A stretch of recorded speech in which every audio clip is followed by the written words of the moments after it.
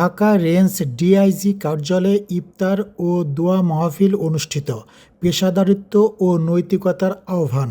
Senior staff reporter Sohel Rana জানান, পবিত্র মাহে রমজানের সংযম ও মহিমান্বিত তাৎপর্যকে ধারণ করে ঢাকা রেঞ্জ ডিআইজির কার্যালয়ে এক বর্ণাঢ্য ইফতার ও দোয়া মাহফিল অনুষ্ঠিত হয়েছে। গতকাল বুধবার 25 ফেব্রুয়ারি 7 রমজান রাজধানীর সেগুনবাগিচায় রেঞ্জ ডিআইজির কার্যালয় চত্বরে অফিসার ও ফোর্সদের অংশগ্রহণে এই অনুষ্ঠানের আয়োজন করা হয়।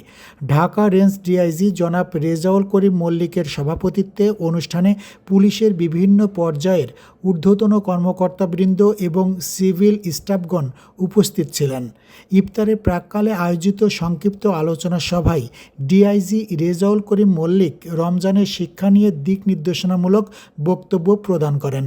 তিনি বলেন, রমজানের সংযম, সহমর্মিতা ও নৈতিকতার শিক্ষা আমাদের ব্যক্তিগত জীবনের পাশাপাশি পেশাগত জীবনেও প্রতিফলন ঘটানো জরুরি। পবিত্র এই মাসের আত্মশুদ্ধিকে কাজে লাগিয়ে প্রত্যেক পুলিশ সদস্যকে আরও জনবান্ধব ও সেবামুখী হতে হবে।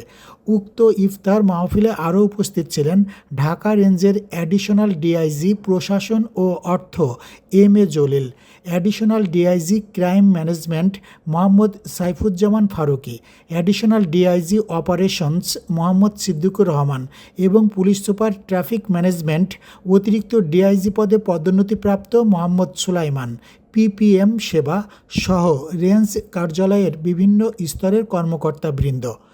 ইফতারের ঠিক পূর্ব মুহূর্তে দেশ, জাতি এবং বাংলাদেশ পুলিশ বাহিনীর সার্বিক কল্যাণ, শান্তি ও সমৃদ্ধি কামনা করে বিশেষ মোনাজাত পরিচালনা করা হয়।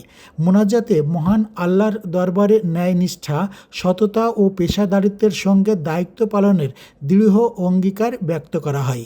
পুলিশ সদস্যদের মধ্যে ভ্রাতৃত্ববোধ বৃদ্ধি এবং ধর্মীয় ভাবগাম্ভীর্যের মধ্য দিয়ে অনুষ্ঠানটি সমাপ্ত হয়।